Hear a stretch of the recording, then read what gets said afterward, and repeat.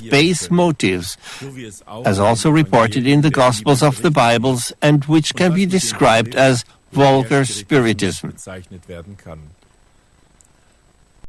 Such phenomena were then presented as alleged truths. Over the course of times after times, more and more cults, rituals, ceremonies, and so-called sacraments emerged within such contexts, which finally consolidated and were often carried out and ritual of those who controlled these cults. The caste of priests also developed memorable rituals and incantations in the presence of the dying or on the occasion of the burial of the dead. Many people know such things in our time, for example, in the form of the Catholic last rites or through the use of incense and so-called holy water. The elements of these rituals should then also help the dying or deceased in the hereafter, as promised by the representative of the religion. The prerequisite for the spread of such external forms of religion was and is that people had distanced themselves from the one God and His all-love, and no longer knew anything about the kingdom of God as eternal glory, as their homeland, and just as little about how the cosmic law and experiences of suffering and the diffuse fears of a grave fate or agony in the hereafter. By offering their practices as an ostensible countermeasure, and which is offered to this day in their religions. Again and again, the development of a priesthood was also associated with human sacrifices or with death sentences for people who did not submit to the belief in gods demanded by the clerics, usually even by way of these atrocities with the pretext of allegedly appeasing the gods. This leads people to more fears and to their willingness to subjugate themselves to the caste of priests. Such a presumptuous power over life and death in this world and the hereafter, which the caste of priests of various garbs has always ascribed to itself, is also found in the Bibles of the churches. There, through Moses, God allegedly demands the death penalty for disobedience to a priest, or through another mediator, he allegedly demands the killing of an entire neighboring people. And finally, God is said to have rejected a king because he had not fully carried out these orders to kill. But in reality, all these calls come from the caste of priests and the scribes, because God is against every sacrificial cult and against all violence and executions. Instead, these atrocities show the mode of action of the Baal system, the opposite of God, the free spirit. It is the Baal system which, over the course of times upon times, has also produced the caste of priests and its claims to power, regardless of religion or outward garb. Demonic energies manifest themselves in the Baal system, and the system also uses always the same system, back then as now. And it primarily uses the religions and their priests as its means of access, all according to the principle of divide, bind, and rule. Thus, also behind the caste of priests of the Bible stood, in turn, the 10 gods of the Baal cults of the pagan surroundings and their priests. This can be well demonstrated, for example, by comparing the instructions described in the Bibles for the correct slaughter of a sacrificial animal with the almost identical instructions for Egyptian priests in their religion. These orders for slaughter were then attributed in the Bibles to the God of Israel and the great prophet of God, Moses, both of whom, however, did not have the slightest thing in mind for it. God is against every sacrificial cult, which he has again and again revealed to the people through his prophets. The prophets of God of the Old Testament were, therefore, always admonishers against the priests. Thus God, the Eternal, spoke to the prophet Isaiah, I have no A so-called Book of the Dead, which describes what is to happen with the deceased person at the future judgment of the dead, allegedly administered by the god Osiris and 42 other gods. If the judgment of the gods is positive, the sins would be removed from the deceased person. That is, he would be ritually purified of it. The dead person would then also get his body back, thus being reunited with his corpse, and would continue to exist in the world of the gods. According to this background of faith, a mummification is supposed to protect the body from decay. The judgment of the so-called gods is supposed to be decisive, and the priests, in turn, set themselves up as their henchmen. The doctrine of an allegedly non-decaying corpse later also entered the statutes of the Vatican Church. According to their dogma, one must believe, and I quote, that Mary finally obtained, as the crowning glory of her privileges, preservation from the corruption of the tomb, as quoted from the well-known Roman Catholic reference book, The Teachings of the Catholic Church by Joseph Neuner and Heinrich Rose.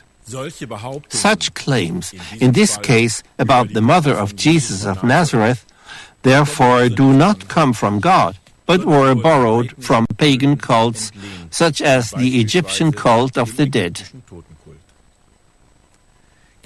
According to this cult of priests and death, the grave of the deceased must also be well cared for, in order to remember him again and again through this action, and also to ensure his continued existence in the hereafter. The later church cemetery culture also seems to have one of its roots here.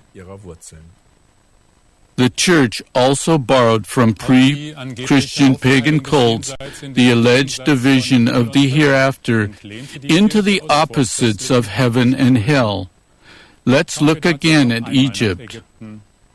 If, according to the opinion of the priests, the judgment of the gods of Egypt regarding a deceased person at the judgment of the dead is negative, he would be handed over to the so-called place of annihilation. There is a lack of everything there, such as water, bread, and light. According to such a religious concept, at this place, demonic beings supposedly cut off heads, separate necks from the torso, rip hearts out of the chest, cause bloodbaths, and much more. However, according to the reports about ancient Egypt, being thrown into this otherworldly place does not mean an alleged eternal torment, as later exists in the religions of the church institution, but in its literal sense, annihilation was understood as final death, whereupon this person's hostile ideas, depending on the characteristic of the religion. Let us look further into ancient Greece. According to the concept of religion spread there, the deceased end up in Hades, in the underworld, which is divided into several areas depending on how the deceased lived on earth. Hades is also called a realm of shadows, and all areas of Hades have in common that no one can ever leave this place. The deepest and worst part of Hades, that is, an area even below Hades, is the so-called Tartarus, a place of permanent punishment which is separated from other areas by an iron wall along a burning river. This also became the model for the later Catholic and Lutheran Church belief of a hell that allegedly lasts forever, a later developed variant of the Baal system, after the Egyptian or Greek garb, now, therefore, in an ecclesiastical envelopment. The literary work Phaedo by the Greek philosopher Plato speaks of the fact that those people who, I quote, have committed frequent and significant robberies of the shrines or committed many unjust and unlawful murders or other things related to them must remain in Tartarus forever. At these so-called shrines, the robbery of which was to result in the maximum penalty for a person, priests and priestesses were also active in Greece, especially with regard to animal sacrifices, which also existed there, and with the administration of rituals. Such a representative of religion could be worshipped like a god. This is what the author Homer says at one place in his work, the Iliad.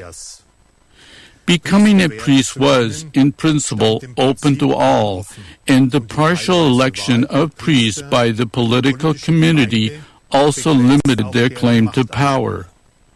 The role of priests in later Catholicism, for example, was different.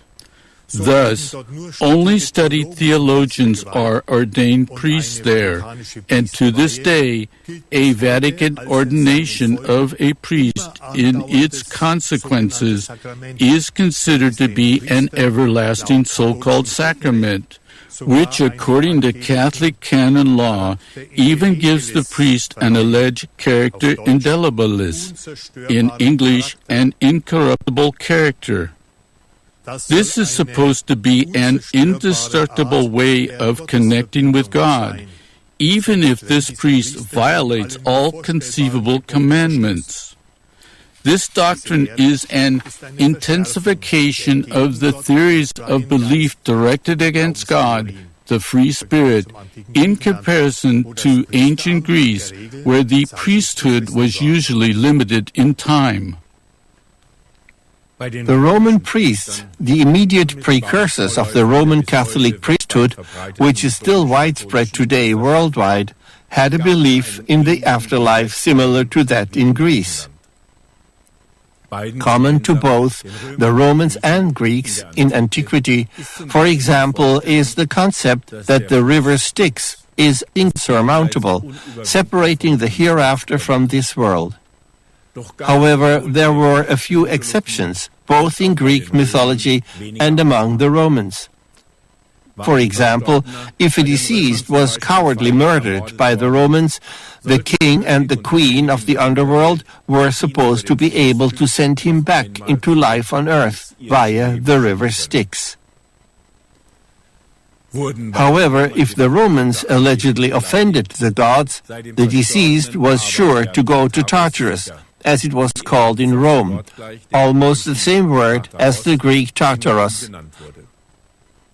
In the Tartarus of the Romans, the deceased continued to be punished by so-called Furies, alleged goddesses of revenge, until his debt was paid off. The duration of punishment believed in this sense, however, was limited to Roman perceptions and based on the severity of the offense as defined by this concept of religion. The doctrines of damnation, however, intensified considerably after the Roman Catholic Church had suppressed and eliminated the pagan Roman religion during the following centuries. First and foremost to be named here is the Church Saint Augustine, with his teaching that human bodies literally will always burn and yet never die under terrible pain. Struck by this. Elsewhere, however, the Church of Rome has simply co-opted and taken over the elements of the Roman idolatry practiced up to then, such as the function of Pontifex Maximus, which means the greatest priest. The Pontifex Maximus was at the head of the former Roman hierarchy of priests. He was the supreme priest of Rome, a title which the Roman Catholic Church has claimed instead for its own popes since the 5th century. In doing so, it actually installed itself as the successor of the pagan idolatry cults in the Roman Empire. So even these views of faith are not about following Jesus of Nazareth, as is erroneously claimed. Rather, such adoptions into the ecclesiastical religion as that of the Pontifex Maximus make clear how even the cults of the gods and priests of the Roman Empire are directly connected. Jesus, the Christ, however, neither appointed priests nor a Pontifex Maximus, and he taught that we should not bestow the title Father on any human being on earth, let alone Holy Father. He knew only one Holy Father, the one in heaven. Curia and other Vatican officials are, for example, can be compared with the pontifices in ancient Rome. According to the website imperium-romanium.info, their task is described as follows. In detail, this included advising the Senate, civil servants, and private individuals on the correctness and effectiveness of ritual acts. They possessed the monopoly of knowledge about the cult language and ritual acts. End of quote. They allegedly also had the correct interpretation of extraordinary natural events, and they supervised all aspects of the care of corpses. Dear viewers, dear listeners, to this day, the Catholic religion that followed the pagan religion in the Roman Empire stipulates in its dogmas not only the monopoly on the correctness of religious acts in its claim to absoluteness, it demands also here, like the dictatorial ancient imperial cult, complete submission. Proof of this can be seen in the dogma collections, which are still binding in the Catholic Church today, as follows. Furthermore, we declare, state, and define that it is absolutely necessary for the salvation of all men that they submit to the Roman Pontiff. End of quote. And the popes, as is known, demand, in turn, the belief in an eternal hell. Or the person who does not unconditionally affirm the system is threatened with this so-believed eternal damnation. In the Roman Catholic collections of dogmas, it is written to this day, binding in the Catholic Church, and I quote, "But the punishment for actual sin is the torment of eternal hell." And so-called heresy, that is, a divergent religious opinion, even counts for the Vatican faith as a personal mortal sin. Generations of people bound to the Pope and the Church suffered and still suffered from such ruthless church doctrines. Even Pope Francis has not changed this despite cleverly presented, nice-sounding speeches. But today we know through the messages from the kingdom of God that there is no eternal damnation, and God does not send anyone into hell after death. There have always been and still are priests and theologians who have invented punitive and judging gods, who, at the same time, have thought up doctrines on how these powers are supposed to be appeased. For thousands of years, they have thus kept their faithful dependent and subservient according to the principle, divide and be. Dear viewers, dear listeners, with this we have reached the end of today's program of our series about the concepts of the hereafter and threats of hell in several early religions and about some of its effects on systems of religion still practiced today. At all times, God the Eternal, the Creator of the whole universe, has sent His prophetesses and prophets, the bearers of His word, from Abraham to Gabriele, and already in the times before Abraham. All the messengers of God taught and teach the people about the God of love and His message of love for God and neighbor, which also includes the animal kingdom and all of creation. However, the Baal system, the manifestation of demonic energies on this earth, has always tried to eliminate the liberating Word of God according to its infernal motto, "The Word must go." And his representatives have always been priests and leaders of various religions who pass themselves off as the intermediaries to God. However, Christ in Jesus of Nazareth taught and also teaches today in our time through the prophetic word, "You yourself are the temple of the Holy Spirit, and God dwells in you." Thus, God in us.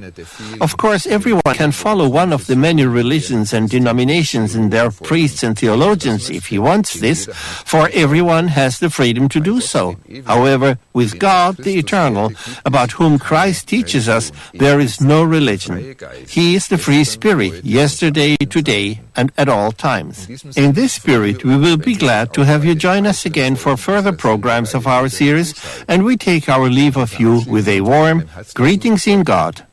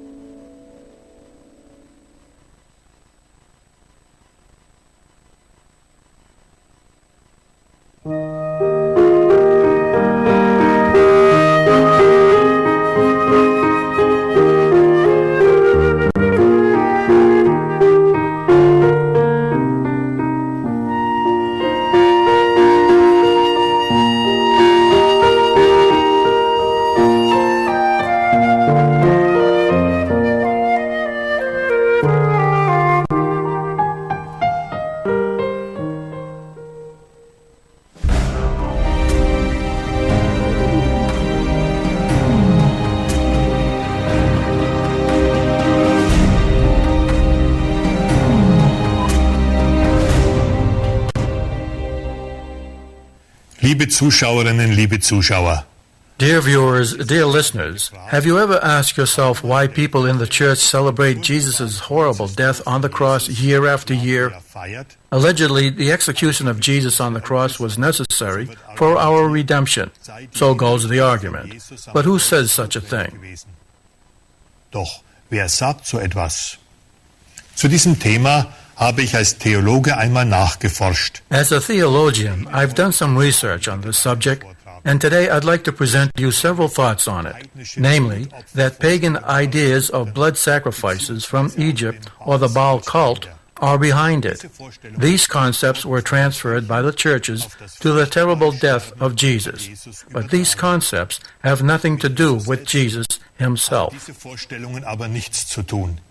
Jesus der Christus, Jesus the Christ wanted to build the kingdom of peace with the people, the kingdom that was already announced by the prophet Isaiah. This is what it says in Isaiah. They shall not hurt or destroy in all my holy mountain, for the earth shall be full of the knowledge of the Lord, as the waters cover the sea. wie Wasser das Meer bedeckt. Dass Jesus von Nazareth stattdessen hingerichtet wurde, So it was not God's will, but the will and the word of the opponents of Jesus that instead Jesus of Nazareth was executed, and at that time could not build up this work, the kingdom of peace on the planet Earth. Jesus von Nazareth, As a courageous young man, Jesus of Nazareth stood up against the priests of that time and against their bloody traditions and customs at celebrations. Above all, against the cruel blood sacrifices in the temple, to which countless animals fell victim and against which God's true prophets of the Old Testament had already raised their voices. auch die Propheten As a comparison, the prophets Isaiah and Jeremiah and others were also killed because they opposed the caste of priests. That wasn't redemption. vor Gott zu But suchen, why?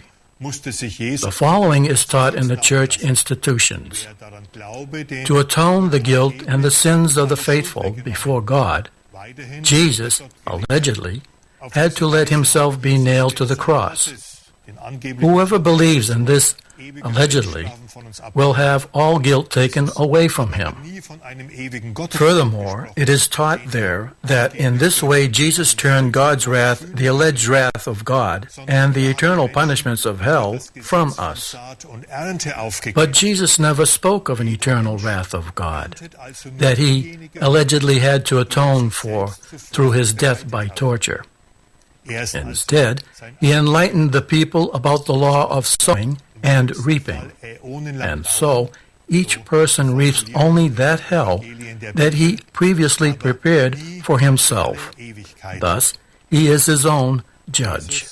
It's true that in the worst cases, that can last eons. Thus, the formulation in the Gospels of the Bible, but never for all eternity. So Jesus taught the law of sowing and reaping, and not a judgmental God. Another question concerning this is, if Jesus took away the sins of the faithful, why then are many people who believe this such great sinners?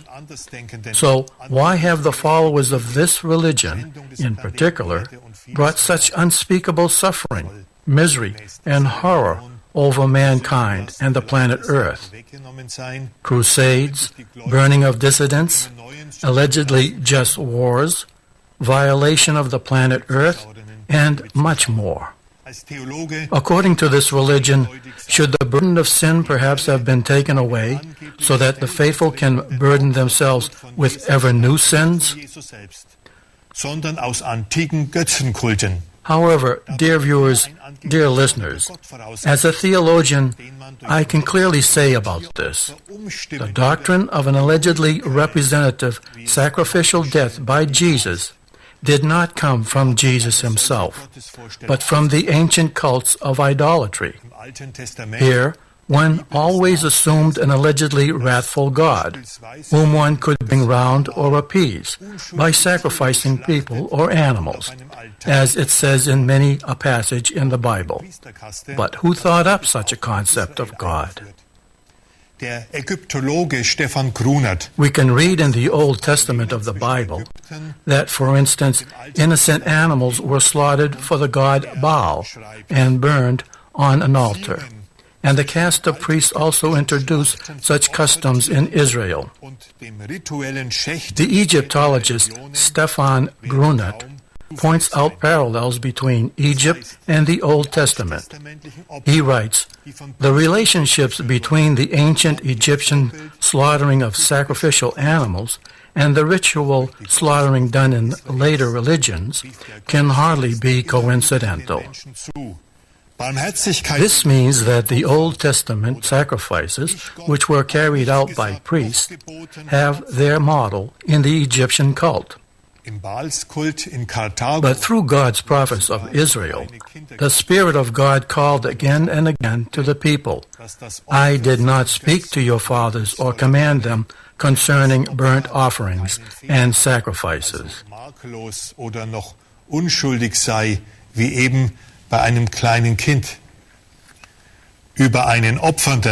Little children were even sacrificed in Carthage because they probably believed that the sacrifice would be even more effective for the gods when the victims had no faults, that is, were flawless or still innocent, like it is with a little child. About a person making a sacrifice who had son burnt as a burnt offering to the god Baal, it says in this sense in an ancient inscription in Carthage, "His flesh, his child, a perfect son." Haben die Theologen der Kirche dann auf Jesus übertragen. Die kirchliche Sühnopferlehre. Let us realize that the flesh, the child, the perfect son, as it says in this inscription, was burned for the gods. This cruel mindset was then transferred to Jesus by the church theologians.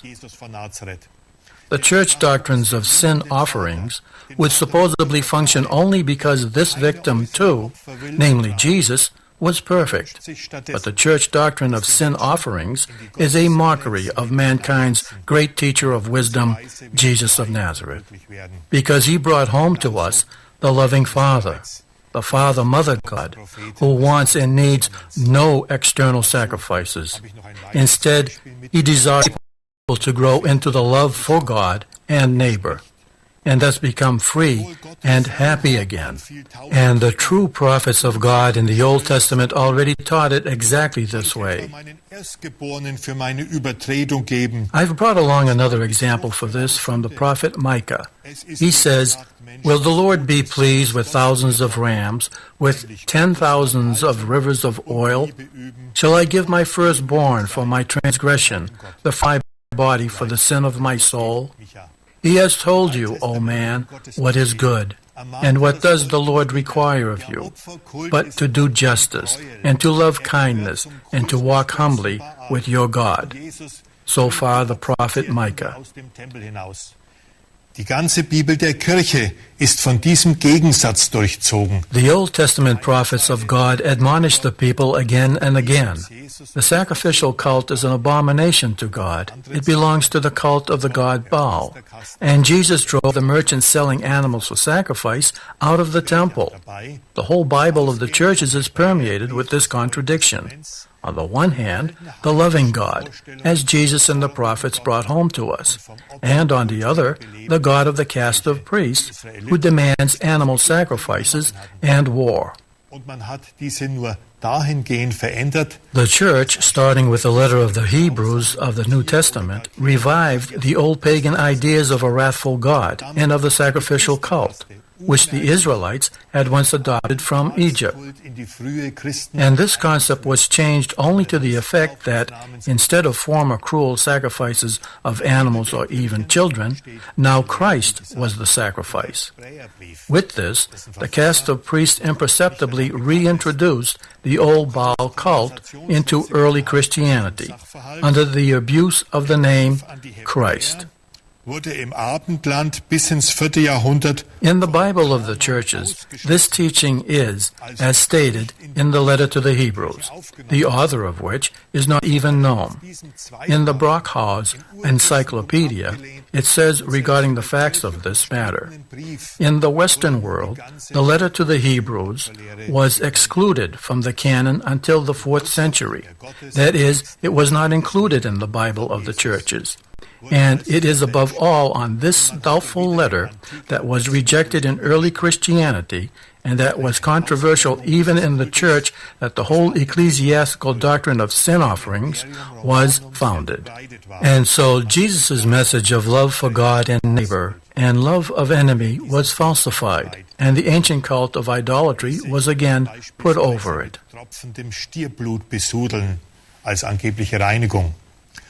One form of this cult is also the Mithras cult that was very widespread in imperial Rome.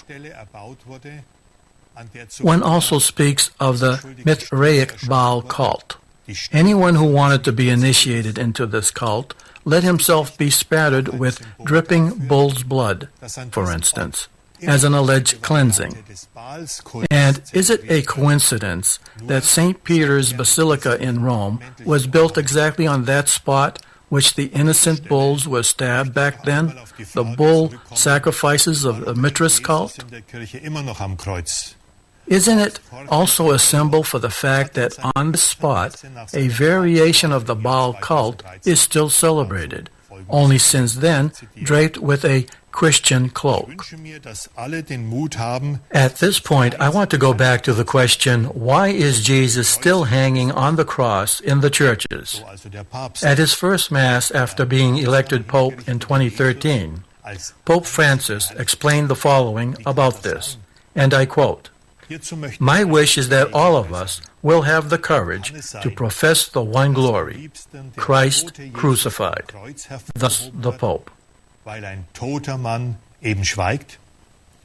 But the cruelly executed Jesus as the one glory, how can that be? I'd like to express a consideration regarding this. Can it be that one prefers to emphasize the dead Jesus on the cross because a dead man is, after all, silent? Because when alive, Jesus was always uncomfortable above all for the caste of priests, to whom he called, "Woe to you, you scribes." 2,000 years ago, the scribes of that time were the ones addressed. But what about today? with the scribes of the churches, the pastors, and priests. Would Jesus speak any differently to the scribes of today? Als am Kreuz gestorben war, The churches have turned the execution day of Jesus into a holiday. Fitting to this, on other holidays, the baby Jesus in the manger is venerated. In the manger, Jesus could not yet speak. When he died on the cross, he could no longer speak. So instead, it's always the popes, cardinals, church counselors, priests, and pastors who speak up. Dies ist vom äußeren Eindruck her At public appearances, Pope John Paul II usually carried a staff to which was fastened a particularly violated and distorted body of Jesus. Externally, this gives an impression similar to that of warlike tribes in ancient times, which sometimes carried the severed head or scalp of a killed opponent around as a trophy. Others were supposed to be threatened by a symbol for mankind in its abandonment of God, which decides for unfaithfulness, cowardice, or lethargy instead of truly following Jesus. zur letzten Konsequenz für die anderen Menschen und auch To the very last consequence, Jesus spoke up for other people, and what is known only to few, also for the animals. And he was never unfaithful to his mission, which is why he was finally killed. And in this sense, we can also say that Jesus sacrificed himself for us. The pain felt thereby is hardly imaginable. hat Jesus Blut geschwitzt, so ist es überliefert. In the Garden of Gethsemane, Jesus sweated blood, as it has been passed down. From a medical point of view, this is possible with fear of death. But that it came to this was not the will of God. Instead, it was the will of the dark forces and the evil will of the people. Die Institutionen Kirche haben nicht nur das Sterben von Jesus am Kreuz missbraucht. Dear viewers, dear listeners, the church institutions have not only abused the death of Jesus on the cross to revive the old pagan cult of sin offerings, they also withhold from the people what redemption through Christ truly means in our soul. Und jeder Seele And this inextinguishable source of light and strength makes it possible for each person and each soul to go back to the eternal homeland, to God, which we all once left. But Jesus would not have had to be cruelly executed in order to transfer this Redeemer spark, this divine power, into our hearts. What I am saying here at this point I cannot prove as a theologian, but I know that God has always called prophetesses and prophets. Through prophets, he brought the truth to the people, not through the intellect of priests and pastors. Jesus never appointed any priests or pastors. On the contrary, it has been passed down in the Bible that he warned against them as strongly as possible. Woe to you, you scribes! And through the mouth of a prophet, not through priests, we were also informed about how Christ redeemed us people, and that we can turn to him in any situation in life. To begin with, we can make ourselves aware that Christ is in me, and Christ is also in my neighbor, and Christ is the victor. Anyone who wants to can make his own experiences with this really good news. And with these encouraging words, I want to take my leave of you for today. Until next time, goodbye. Auf Wiedersehen.